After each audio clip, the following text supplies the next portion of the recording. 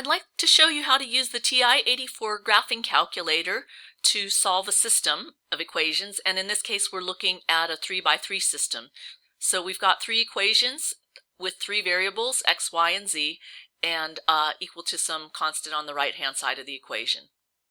So from the system of equations, we can form the matrix by pulling the coefficients from each of the variables. So we've got our x coefficients in the first column, the y coefficients in the second, and the z coefficients. And then this is an augmented matrix, so on the right hand side we have the solution side. So now what we want to do is go into the matrix section, so second function, and you can see this matrix here. And at the top I've got three menus: names, which is identifying the label; math, which is performing the calculations; and then edit, which allows me to enter data. So that's what I want. I want to go to the edit menu.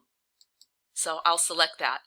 And the first matrix, which is labeled A, is a 1x1, and I want this to be a 3x4, so 3 rows and 4 columns matrix. So I will enter different values. So I've got 3 here, and then going over here by 4.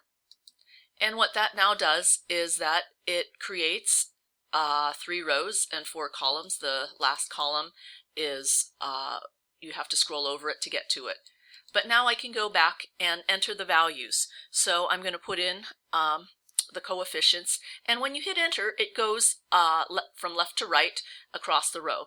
So I've got here 1, and then 1, 6, and in the last column a -9, and then it jumps to the second row, and I can continue with entering these coefficients.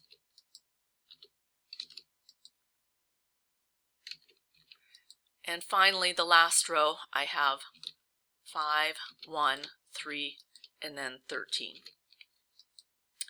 And now, once I've entered the last value, one thing that's a little bit subtle here is I need to get out of this menu.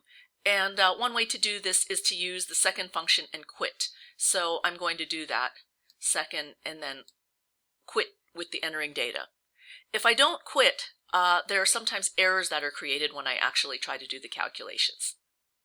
So now we'll go back into the matrix menu, and this time we're going to hit math.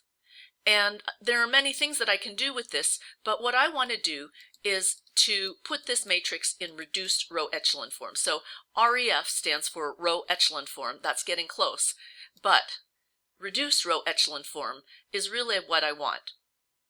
So when I hit enter, it will perform reduced row echelon calculations, but I then need to select the matrix. So I again go back into that matrix menu, and now under names, where the matrix that I want is matrix A, the 3x4, I'm going to hit enter here, and that selects matrix A.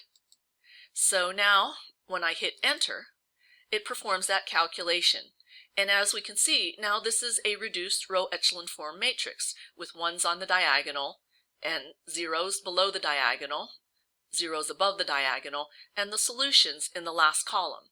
And when we make this matrix correspond to the equations, we see here that basically 1x is equal to 4, that means x is 4, 1y is -1, and 1z is -2.